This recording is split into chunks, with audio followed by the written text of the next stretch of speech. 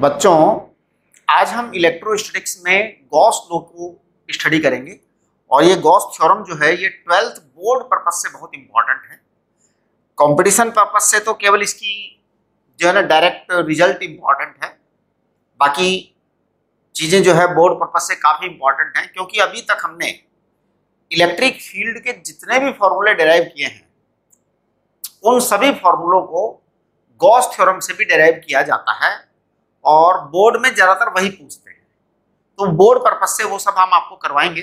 फिलहाल आज मैं गॉस लॉ पढ़ा रहा हूँ और उसकी एप्लीकेशन पर भी आज हम डिस्कस करेंगे, फ्लक्स कैलकुलेशन पर भी आज हम काफी सारी बातें करेंगे। तो सबसे पहले देखिए गॉस लॉ या गॉस थ्योरम। गॉस थ्योरम तो देखिए Gauss theorem states that total associated or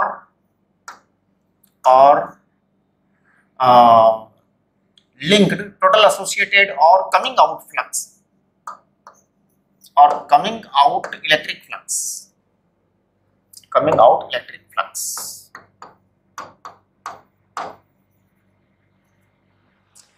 states that total associated or coming out electric flux from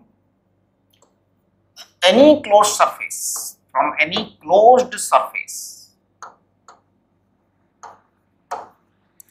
is equal to ratio of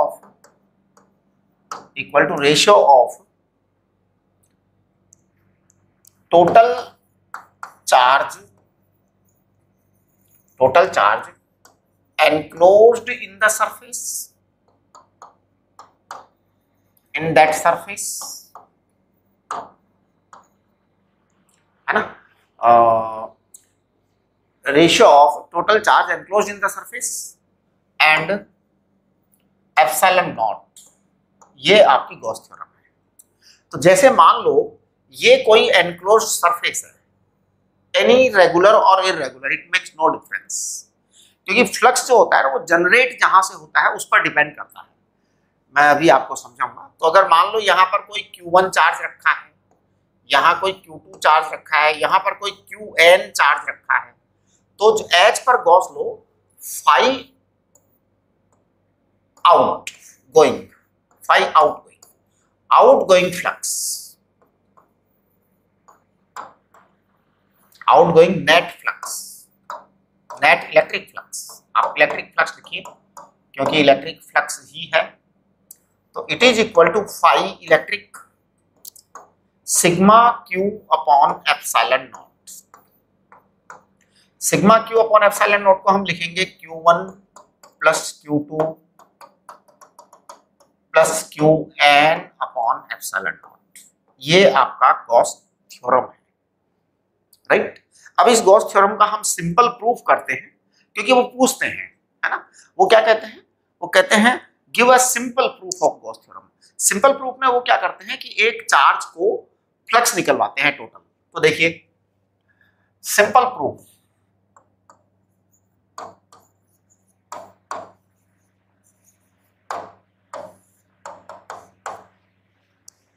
consider a point charge Q. Consider a point charge Q.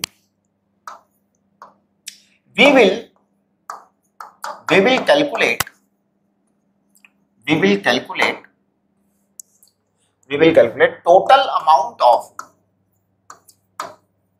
calculate total amount of electric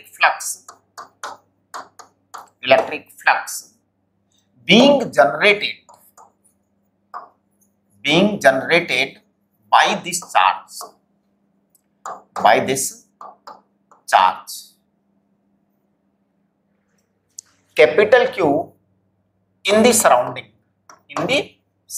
देखो बेटा, कल हमने आपको कितनी बढ़िया से एक बात बताई थी कि अगर एक इलेक्ट्रिक बल्ब जलता है तो इलेक्ट्रिक बल्ब अपना लाइट चारों तरफ भेजता है। इलेक्ट्रिक बल्ब अपना लाइट चारों तरफ जितना लाइट भेजता है दैट इज फ्लक्स। अब देखो कि ये कैपिटल क्यू चार्ज मान लो यहां पर है, राइट। अब इसमें से कितनी इलेक्ट्रिक फील्ड लाइंस निकल रही हैं, तो that total amount of electric field lines is the electric flux.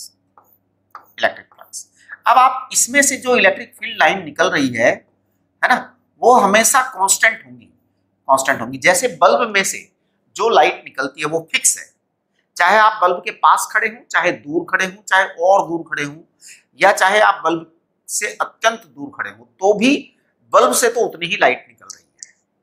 जैसे सूर्य है, अपना सूर्य चमक रहा है, तो whether you are on earth और यू आर ऑन जुपिटर या सैटर्न पर पहुंच जाओ, आप कहीं भी पहुंच जाओ जी, आप सन की लाइट फिक्स है कि सन ने इतना लाइट निकालना है, सन ने इतना अमाउंट ऑफ एनर्जी निकालना है, तो वो तो फिक्स है, दैट इज फ्लक्स। तो इसी तरीके से ये जो चार्ज कैपिटल क्यू है, ये चार्ज कैपिटल क्यू जो है, इसको मैं, है ना, तो देखो ये जो चार्ज है कैपिटल क्यू, ये जो चार्ज है कैपिटल क्यू, इसकी जो लाइट निकलनी है वो तो फिक्स है, इसकी जो इलेक्ट्रिक फील्ड निकलनी है वो तो फिक्स है।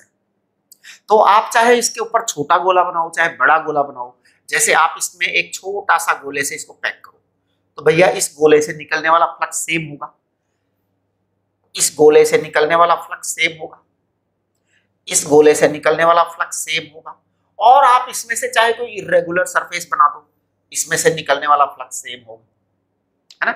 लॉजिक क्या है कि वंस फ्लक्स क्रिएटेड, तो वो उसमें से पास आउट होगा ही होगा। जैसे आपने 100 वॉट का बल्ब अगर रूम में जलाया है, अब वो रूम आपका कैसा भी है, चाहे क्यूबिकल रूम है या क्यूबॉइड है या सिलिंड्रिकल रूम है, या मान लो स्फेरिकल रूम आपने डेवलप कर लिया अपने घर में कोई, तो वो जो है सेम होगा, मतलब लाइट सेम निकलेगी, है ना।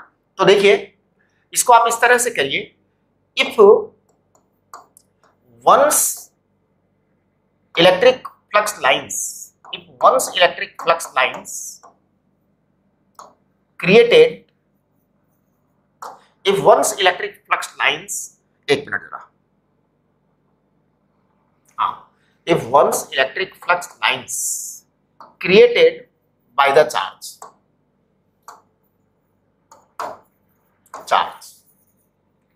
then these flux lines certainly cross any surface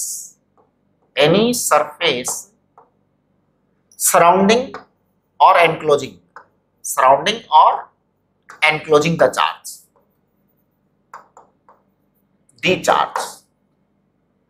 enclosing the charge, है ना। whether surface is regular or irregular, it makes no difference, और irregular, ध्यान दीजिए थोड़ा सा भाई, बात ये है ना, यहां से जो लाइन एक निकल चुकी है, एक लाइन चल चुकी है, वो चलेगी, आगे तक जाएगी, चाहे आपकी सरफेस रेगुलर स्फेरिकल है या इर्रेगुलर स्फेरिकल है या कोई भी शेप की सरफेस है, वो तो निकलेगी ही। आप यहां पर कोई क्यूब बना देंगे तो उस क्यूब में से भी निकलेगा ही, लाइन तो वही निकलनी है, क्योंकि जो जनरेट हो गई है, जो लाइट एक बार पैदा हो गई है बल्ब में से, वो तो जाएगी। तो वो कैसा भी आप सरफेस बनाइए, इट मेक्स नो डिफरेंस। तो हमने क्या कहा, हमने कहा if once electric flux lines created by the charge, then these flux lines certainly cross any surface surrounding or enclosing the charge, whether surface is regular or irregular, कितनी भी regular हो, कितनी भी इरेगुलर हो, वो होगी वहां पर, राइट। चलिए अब हम इसको एक रेगुलर सरफेस लेकर के केवल फ्लक्स काउंट करते हैं। Hence we simply count or calculate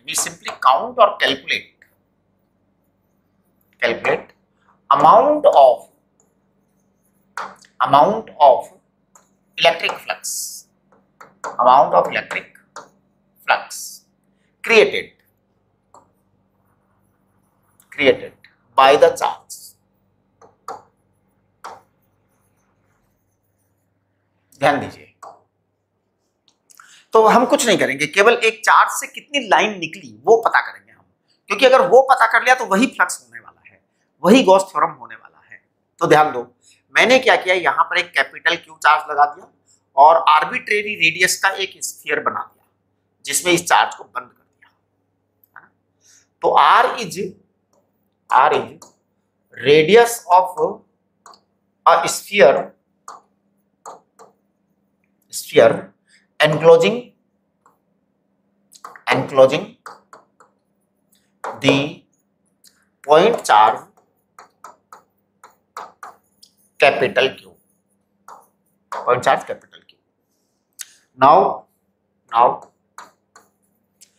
as per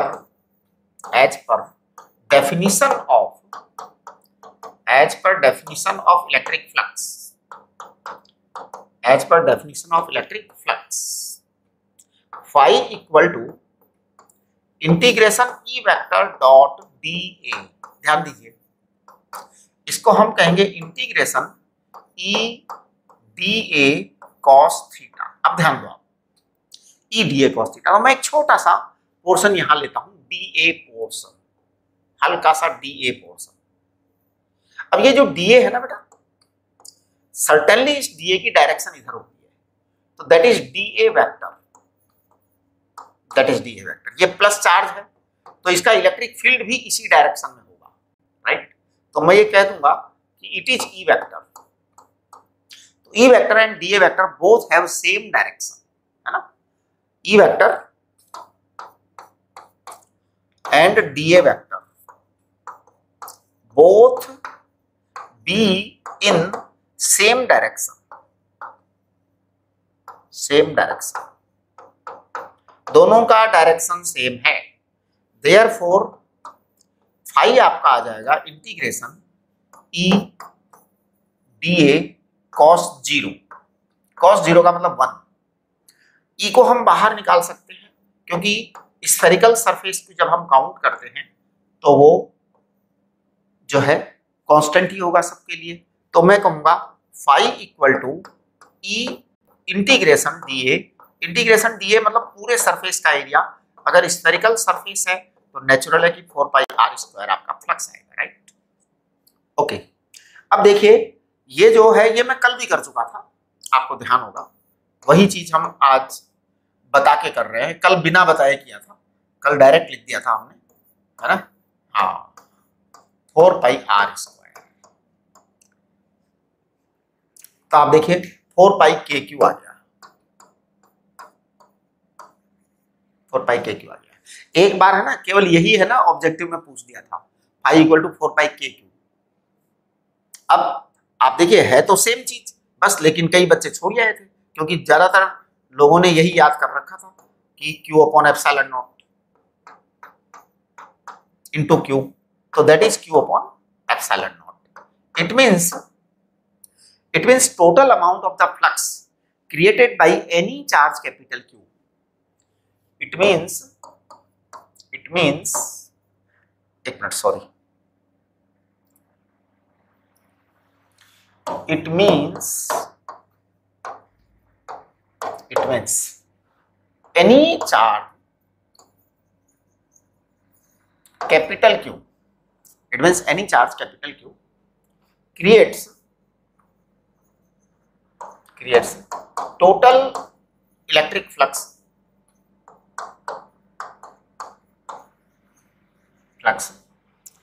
equal to Q/ε0। इसका मतलब इतना टोटल फ्लक्स आएगा, इतनी लाइन निकलेगी, इतनी उसमें से इलेक्ट्रिक फ्लक्स लाइंस निकलेगी, Q/ε0। अब देखिए मैं कुछ एग्जांपल्स देता हूं आपको। तो सबसे पहला एग्जांपल है, बेस्ट एग्जांपल, जो कि बहुत कॉमन है और बोर्ड और स्कूल वाले पूछते हैं, फिर हम धीरे धीरे करके कंपटीशन की साइड में आएंगे, है ना? तो फिलहाल जो सबसे सिंपल एग्जांपल है, सपोज ये एक क्यूब है बेटा, क्यूब की साइड ए है, तो ये एक क्यूब बना रहा हूं मैं, है ना? आप लोग चेक करेंगे क्यूब,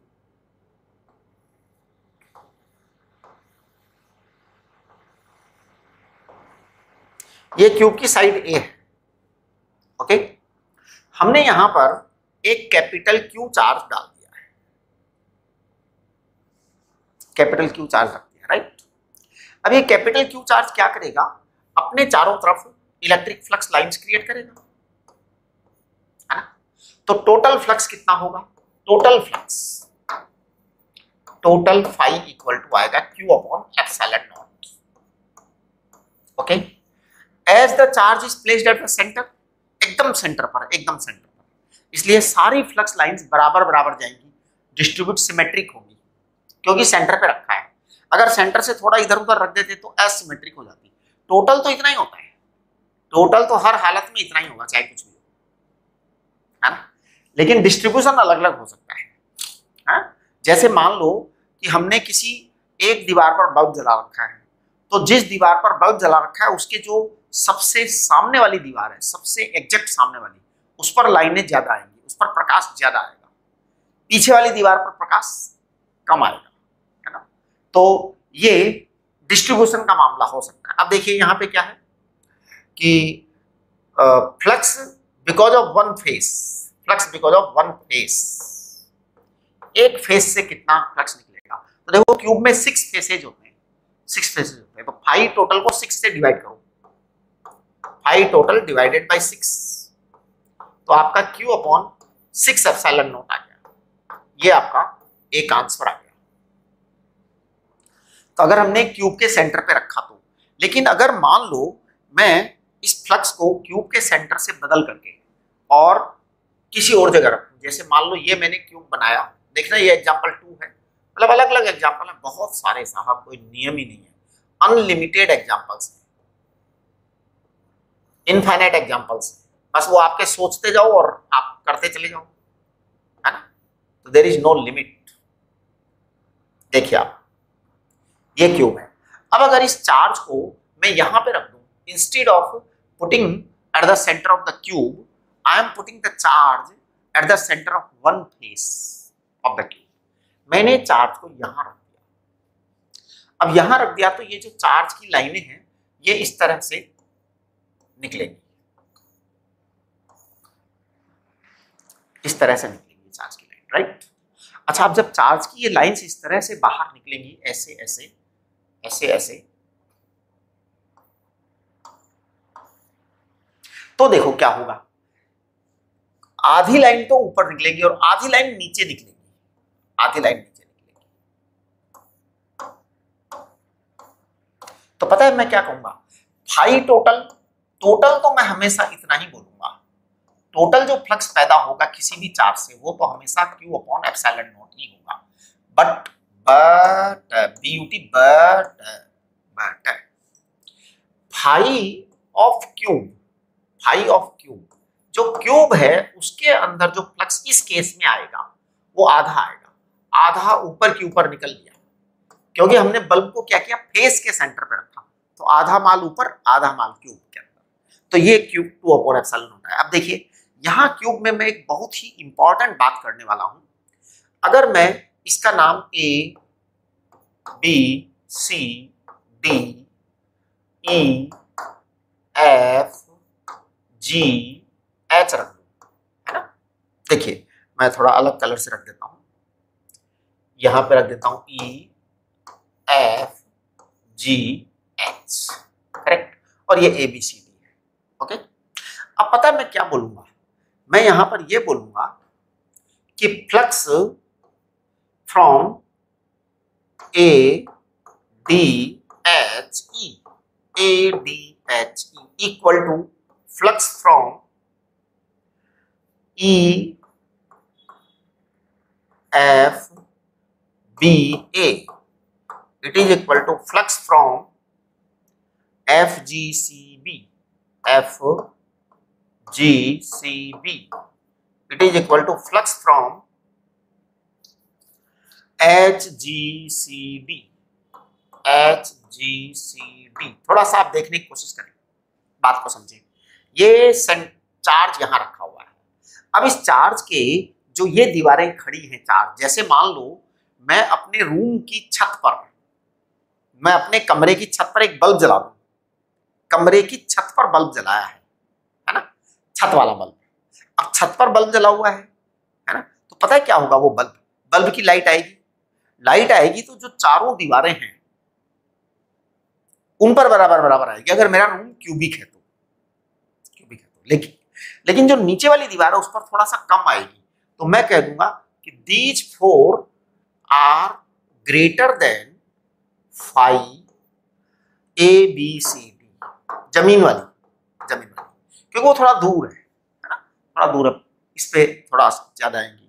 और इसको मैं कह सकता हूं कि ग्रेटर है, और ये उससे भी ज्यादा ग्रेटर। और मैं एक लाइन बोलूंगा कि फ्लक्स EFGH इसको हम जीरो बोलेंगे। अब आप कहोगे ये क्या मतलब है? जिस फेस के ऊपर बल्ब रखा हुआ है उस फेस से कोई लाइट पार नहीं होती है, लाइट क्रॉस नहीं होती है, उस पर कोई लाइट इंसिडेंट नहीं होती है। आप इसका मतलब समझिए, दिया तले अंधेरा, हमारे यहाँ कहावत कि बल्ब के पीछे प्रकाश नहीं होता, आगे प्रकाश होता है ना। तो ये जहां पर चार्ज है उसमें से पास होने वाले फ्लक्स को जीरो कहते हैं। कोई लाइन नहीं गुजरती उसमें से, क्रॉस नहीं होती है, लेकिन अदर में से लाइन क्रॉस होती है। देखिए ये लाइन यहां से क्रॉस हुई, ये लाइन यहां से क्रॉस हुई, ये लाइन यहां से क्रॉस हुई, ये लाइन यहां से क्रॉस हुई, यहां से क्रॉस हुई, लेकिन इसमें से कोई लाइन इसके अंदर ऊपर से पास हो रही है, क्रॉस नहीं हो रही। क्रॉस का मतलब होता है कहीं से आई और कहीं गई। भाई ये तो वहीं पर है। क्रॉस का मतलब क्या होता है? क्रॉसिंग फ्लक्स और लिंक्ड फ्लक्स। क्रॉसिंग फ्लक्स को ही हम एसोसिएटेड फ्लक्स कहते हैं, राइट। तो वहां से क्रॉस होना चाहिए। क्रॉस कब होता है? जब कहीं से आवे और फिर आर पार होकर कहीं निकले, दैट इज क्रॉस। तो ये आपका सेकंड एग्जांपल हुआ। एक एग्जांपल और ले रहा हूं मैं यहाँ पे। देखिए अगर मान लो मेरे पास ये एक क्यूब है और अब की बार में मैं जो चार्ज है ना वो क्यूब के किसी वर्टेक्स पर रख दे रहा हूं। थोड़ा सा आप दिमाग लगाइए, क्यूब के किसी वर्टेक्स पर रख दे रहा हूं। देखो ये वर्टेक्स है, यहां मैंने चार्ज रख दिया। अब मैं बताऊं क्या होने वाला है। ये चार्ज तो भैया चारों तरफ डिस्ट्रीब्यूट होगा, मतलब इसकी फ्लक्स लाइंस तो चारों तरफ डिस्ट्रीब्यूट होंगी, इधर भी उधर भी उधर भी इधर भी, इधर उधर इधर उधर, मत पूछो किधर किधर, सब तरफ जाएंगी बेटा लाइनें। सवाल ये उठता है कि ये जो फ्लक्स क्रिएट हो रहा है, ये जो इलेक्ट्रिक फील्ड लाइंस क्रिएट हो रही हैं, इसमें से कितना अमाउंट इस क्यूब में आएगा? देखिए एक लाइन तो अनडाउटेबली है कि 5 टोटल, ये तो हर हालत में Q/ε0 ही होगा, तो इसमें कोई क्वेश्चन मार्क है ही नहीं, राइट। ये तो एकदम क्लियर है।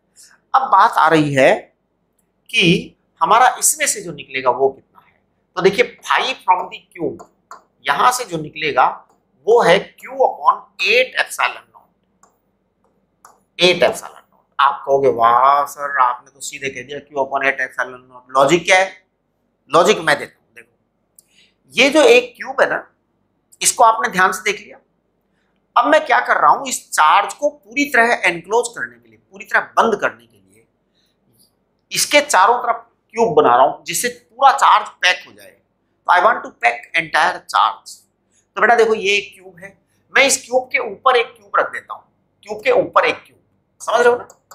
क्यूब के ऊपर एक क्यूब, क्यूब के साइड में एक क्यूब रख देता हूं। अब देखो सुनो, इस क्यूब के ऊपर एक क्यूब रख दिया, क्यूब के साइड में एक क्यूब रख दिया, और इस क्यूब के इधर की तरफ जो जगह बच गई वहां एक क्यूब रख दिया।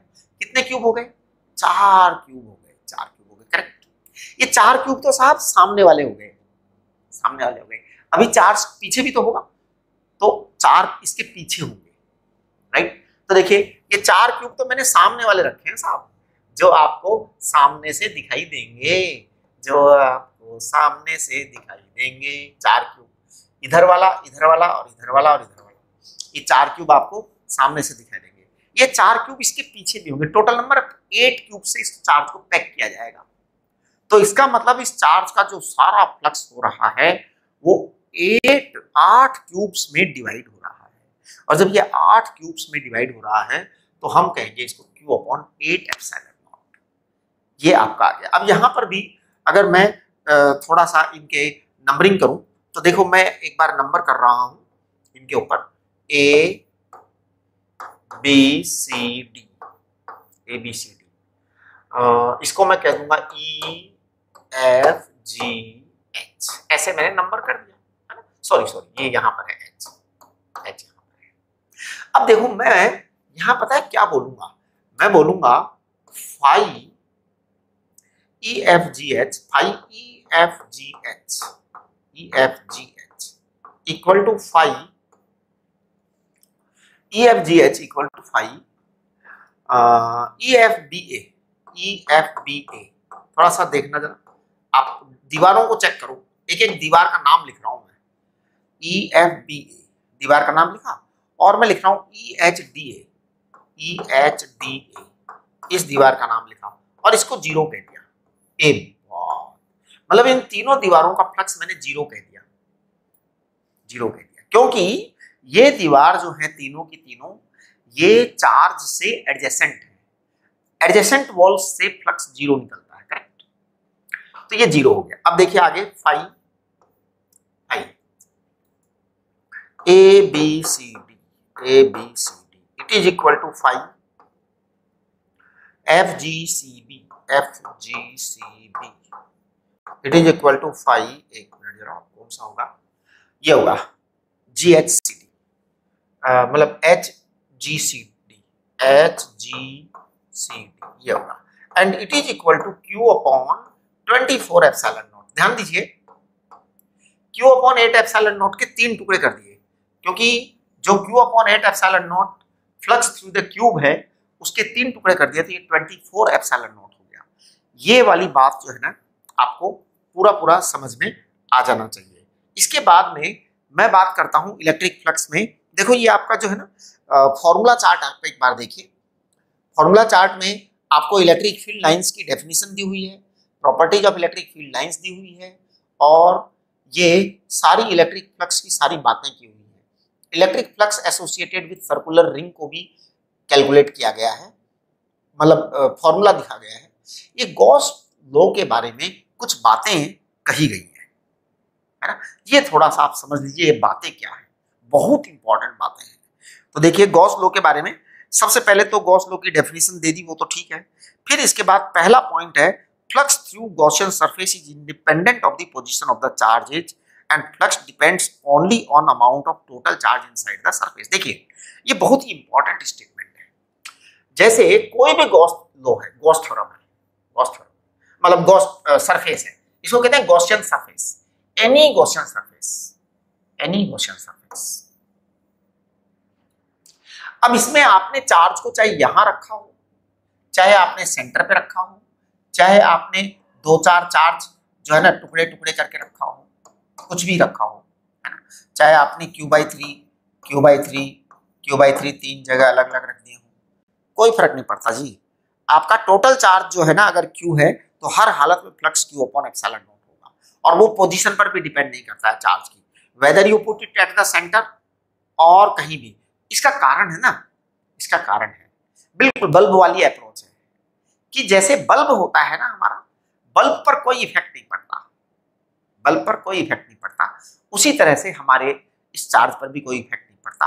कहीं भी रखो, चार्ज ने तो उतनी लाइनें निकालनी है, चार्ज की तो अपनी कैपेसिटी और अपनी दम है, अपनी क्षमता है, अपनी कैपेबिलिटी है, तो वो तो आएगी बाहर, है ना। तो फ्लक्स क्या है एक्चुअल में, flux created by any charge is actually its capacity, है ना।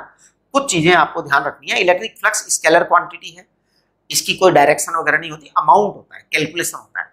आप देखो फ्लक्स को हमने क्या कहा, फ्लक्स को हमने कहा integration E vector dot D A vector, ये डॉट प्रोडक्ट है, डॉट प्रोडक्ट यानी स्केलर प्रोडक्ट है, तो स्केलर क्वांटिटी है flux, flux is not a vector quantity, right. अब देखिए flux through Gaussian surface is independent of its shape, correct, है ना। Electric field intensity at any point on the Gaussian surface is due to all charges present nearby. हाँ ये थोड़ा सा point जो है ना बड़ा ही खतरनाक पॉइंट है। जैसे मान लो अपने पास काफी सारे चार्जेज हैं, Q1, Q2, Q3, Q4, Q5। अब आप ध्यान दो, ये वाला पॉइंट बड़ा वैलिड और बड़ा स्ट्रॉन्ग पॉइंट है, इसको समझ में आता नहीं है राजवीर जी, आप समझने की कोशिश करिए। क्या है, जैसे मैंने एक गॉसियन सरफेस बनाई, मान लो ये, दूसरी गॉसियन सरफेस बनाई मान लीजिए ये, तीसरी गॉसियन सरफेस मैंने बनाई मान लीजिए ये, और मान लो एक गॉसियन सरफेस मैंने बनाई मान लो ये, राइट, ओके। अब आप कोई सा एक पॉइंट सेलेक्ट कर लो, है ना, या चलो 3 पॉइंट सेलेक्ट कर लो। मान लो ये पॉइंट है, इस पॉइंट पर इलेक्ट्रिक फील्ड किस किस के कारण होगा ये बताइए। इस पॉइंट पर इलेक्ट्रिक फील्ड सभी चार्जेज के कारण होगा, Q1, Q2, Q3, Q4, Q5, right. इस पॉइंट पर इलेक्ट्रिक फील्ड सभी चार्जेज के कारण होगा, Q1, Q2, Q3, Q4, Q5 सब के कारण। इस पॉइंट पर इलेक्ट्रिक फील्ड सभी चार्जेज के कारण होगा। इसका मतलब इस स्पेस में या हमारे एनवायरनमेंट में जो टोटल इलेक्ट्रिक फील्ड होता है वो सभी चार्जेज के कारण होता है, जो चार्जेज होते हैं सब के कारण होता है, करेक्ट। तो इसका मतलब ये Q1, Q2, Q3 सब के कारण होता है, ये सब के कारण होता है, करेक्ट। अच्छा, एक्चुअली में सब के कारण अपना अपना फोर्स लगेगा भाई। ये गॉसियन सरफेस जो बनाई है ना, ये तो हमारी इमेजिनेशन है ना, सच थोड़ी है, सच नहीं है, तो इमेजिन हो गया, ऐसे बना दी इमेजिनरी सरफेस। लेकिन अब ध्यान दो आप, इलेक्ट्रिक फील्ड का अगर मैं बात करूंगा, इलेक्ट्रिक फील्ड इंटेंसिटी की बात करूंगा, तो eight any point electric field intensity will be effect of all charge particles. सारे जितने भी चार्ज हैं सबका इफेक्ट आएगा इलेक्ट्रिक फील्ड इंटेंसिटी पर। लेकिन अगर फ्लक्स की बात करूंगा तो अलग अलग सरफेस की बात अलग अलग होगी। मान लीजिए इस सरफेस का नाम रख देता हूं मैं, सरफेस का नाम रख देता हूं, तो इस सरफेस का नाम रख देता हूं सपोज क्या, सरफेस ए रख देता हूं। इस सरफेस का नाम सरफेस बी रख देता हूं। इस सरफेस का नाम सरफेस सी रख देता हूं। इसका नाम डी रख देता हूं। How many surfaces we have? 4 surfaces. अब देखो सरफेस ए का फ्लक्स, सरफेस ए का फ्लक्स होगा, कहां है भाई सरफेस ए, ये देखो सरफेस ए का फ्लक्स होगा Q1 plus Q4 plus Q2 upon epsilon naught. ये सरफेस ए का फ्लक्स हुआ, क्योंकि सरफेस ए में 3 चार्ज पैक है। अब ये Q3 और Q5 नहीं आएंगे, लेकिन इस पॉइंट पर जो इलेक्ट्रिक फील्ड आएगा वो सबके कारण आएगा। एक्चुअल में इलेक्ट्रिक फील्ड अलग प्रॉपर्टी है। इलेक्ट्रिक फील्ड क्या है? सारे चार्जेस के कारण फोर्स है। जबकि फ्लक्स प्रॉपर्टी क्या है? फ्लक्स है इस चार्ज ने कितनी लाइनें पैदा करी, इस चार्ज ने कितनी लाइनें पैदा करी, इस चार्ज ने कितनी लाइनें डेवलप करी अपनी कैपेसिटी के कारण, वो फ्लक्स है, वो फ्लक्स है, करेक्ट। इलेक्ट्रिक फील्ड तो सबके कारण आएगा, राइट। अब देखो QB और 5B जो है ना वो है Q2 plus Q3 upon epsilon naught, okay. 5C equal to, C कहाँ है जी? उड़ी बाबा, C तो ये है ना, ये वाला। हाँ, तो देखो इसको कहेंगे Q2 plus Q3 plus Q5 upon epsilon naught. ये 5C आएगा। डी में से कितना फ्लक्स निकलेगा? डी में से फ्लक्स निकलेगा Q1 मतलब Q1 plus Q2 plus Q3 सब आ जाएंगे अभी इसमें, तो डी तो सबको ही घेर रहा है ना। हाँ,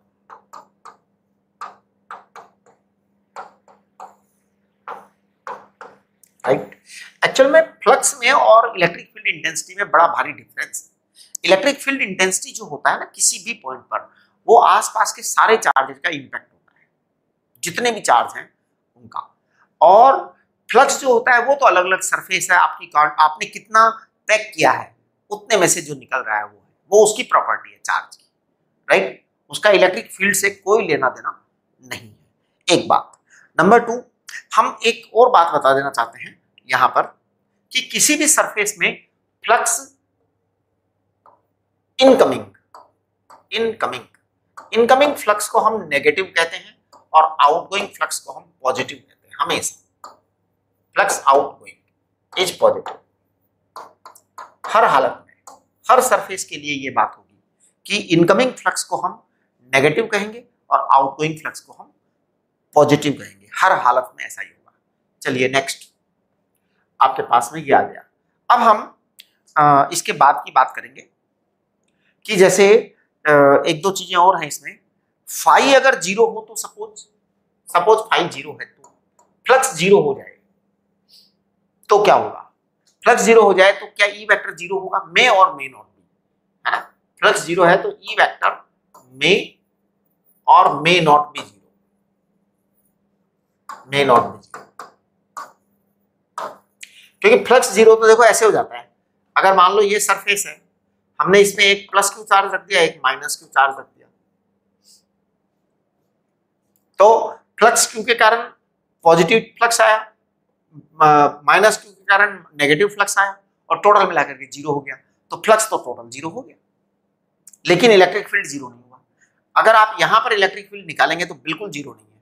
आप देखिए यहां +1 रख करके देखो आप क्या होता है, ये पॉजिटिव क्यू इसको रिपेल करेगा, ये नेगेटिव क्यू इसको अट्रैक्ट करेगा, तो भैया नेट फोर्स जीरो तो नहीं है, जीरो तो नहीं है, राइट? भले ही आपका फ्लक्स जीरो है, यानी फ्लक्स जीरो होने का अर्थ ये नहीं है कि इलेक्ट्रिक फील्ड जीरो हो जाएगा, ठीक है? बस आपने अगर इतना समझ लिया है तो इसका मतलब है कि फ्लक्स के बारे में आपको सारा पता लग चुका है। अब हम बात करेंगे flow of the flux, flux flow. ये डिपेंड करेगा एक्चुअल में आपका area perpendicular to the flow पर, है ना?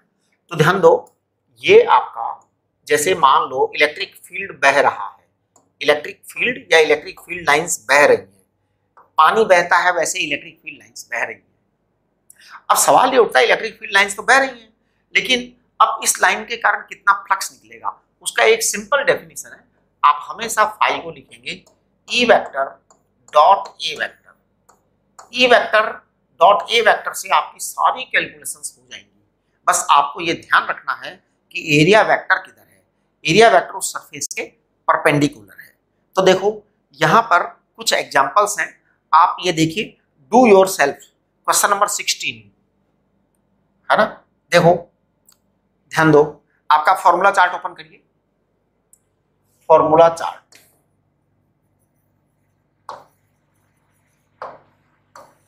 Formula chart, do your self,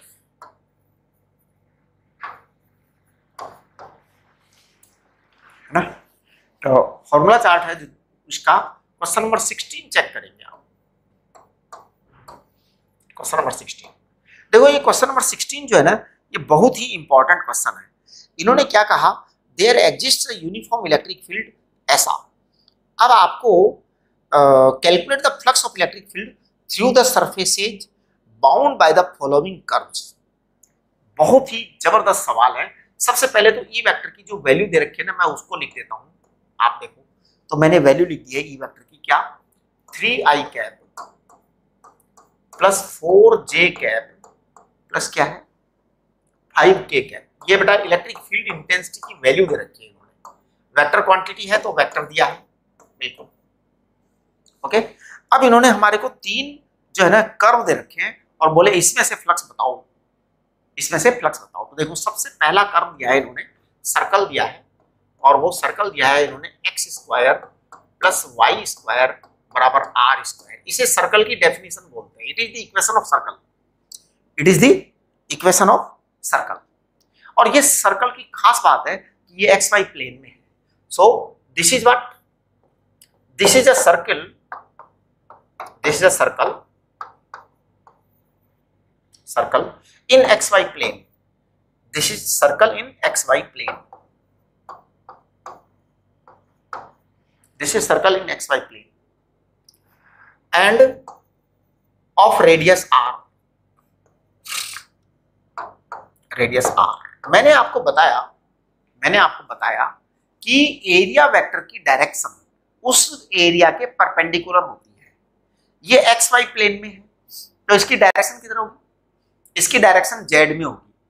x Y plane है, x² प्लस y² बराबर r² है, तो सर्कल xy प्लेन के अंदर है तो डायरेक्शन जेड में आएगी, दोनों के परपेंडिकुलर, xy के perpendicular.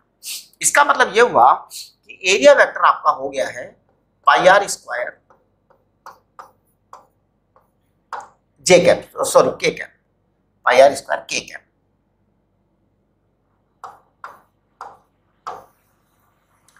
πr² k cap, right? अब देखो phi equal to E vector dot A vector, E vector dot A vector, तो क्या आएगा ये 3i cap plus 4j cap plus 5k cap dot pi r square k cap. ये बात pi r square k cap. अब आप देखो यहां पे केवल के कैप है, तो मैं इसको थोड़ा सा इलेबोरेट करके लिखूंगा। फर्स्ट टाइम क्वेश्चन कर रहा है ना, इसलिए मैं थोड़ा सावधान हूं, जिससे सभी बच्चों को अच्छी तरह से समझ में आ जाए। 5k cap dot pi r square 0i cap plus 0j cap plus 1k cap, ये है।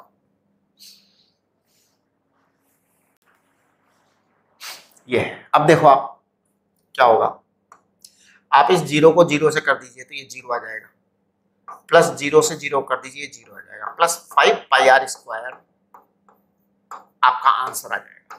तो ये आपका फर्स्ट आंसर आ गया 5 पाई आर स्क्वायर, है ना। हाँ, फर्स्ट आंसर आ गया। 16 का फर्स्ट क्वेश्चन हो गया। अब 16 का देखो सेकंड क्वेश्चन करते हैं। क्वेश्चन नंबर 16 का सेकंड पार्ट मैं कुछ नहीं करूंगा, वही करूंगा। Phi equal to E vector dot A vector. अब देखिए ई वेक्टर आपका है 3i cap plus 4j cap plus 5k cap dot कौन सा सर्कल है भैया, y square plus z square बराबर आर स्क्वायर है साहब, सेकंड वाला है ना। अब ध्यान दो, y square plus z square बराबर आर स्क्वायर, ये सर्कल है। इसका मतलब ये सर्कल वाई जेड प्लेन में है। वाई जेड प्लेन में है तो एरिया वेक्टर क्या आएगा, एरिया वेक्टर आएगा पाई आर स्क्वायर एरिया और आई कैप आएगा बेटा, आई कैप आएगा। तो मैं पता है क्या लिखूंगा, मैं इसको लिखूंगा पाई आर स्क्वायर तो लिख ही दूंगा, पाई आर स्क्वायर तो लिख ही दूंगा, आई कैप लिखूंगा प्लस 0j कैप लिखूंगा प्लस 0k कैप लिखूंगा, और फिर इसको क्रॉस प्रोडक्ट करूंगा तो ये आएगा 3 पाई आर स्क्वायर, राइट। तीसरा वाला जो है इसी क्वेश्चन का 16 का तीसरा वाला जो पार्ट है उसमें फाई आ जाएगा। एक बार मैं सर्कल देख लूं, एक्स जेड है, एक्स जेड है, इसका मतलब जे कैप में आएगा डायरेक्शन, इसका मतलब ये 4 पाई आर स्क्वायर आ जाएगा। आप चेक करिए, राइट। देखो कितना आसान था। आगे देखिए आप, आगे ये क्वेश्चन नंबर 17 में कह रहे हैं और uniform electric field E vector i cap, वो sorry E i cap E2j cap E3k cap exists in a region. A cube of side A is placed with one vertex at origin and 3 edges coinciding with the coordinate axis. Write the flux through each face. वाह वाह, बहुत ही बढ़िया question है। देखिए question number 17 मतलब one of the very good question. इन्होंने क्या कहा है, ई वेक्टर को कह दिया है E1i cap plus E2j cap plus E3k cap. ये आपने इलेक्ट्रिक फील्ड वेक्टर का मतलब वैल्यू बताया है।